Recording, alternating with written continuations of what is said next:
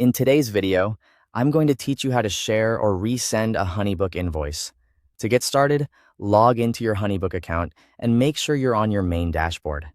Once you're signed in, the first thing you'll want to do is open the project that contains the invoice you need to send.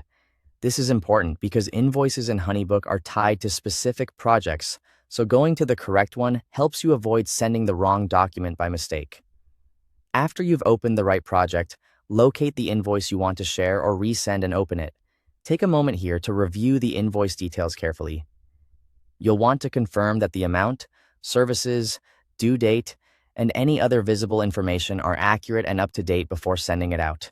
This quick review can save time later and prevent confusion for the recipient. Next, verify the recipient information. Make sure the invoice is going to the correct contact and that the email address shown is accurate. This step is especially important if the project has multiple contacts or if any client information has changed since the invoice was first created. Once everything looks correct, click Share. This will bring you to the sharing screen, where you can review the current sharing settings. Go through these settings carefully and make sure they match what you intend. Then confirm the recipient email address one more time.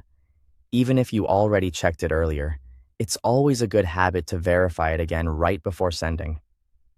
When you're ready, click Send or Resend, depending on whether this is the first time you're sharing the invoice or you're sending it again. After you click, give HoneyBook a moment to process the action. The next step is to verify that the invoice has been successfully shared or resent. Look for any on-screen confirmation message or update that indicates the send action was completed successfully. If you see that confirmation, that's a good sign that the invoice is on its way. Finally, check the invoice activity or status for confirmation. This gives you an extra layer of reassurance by showing that the invoice was sent or resent and helping you keep track of the invoice timeline inside the project. It's a useful step if you want to document communication or confirm that everything went through properly. And that's it.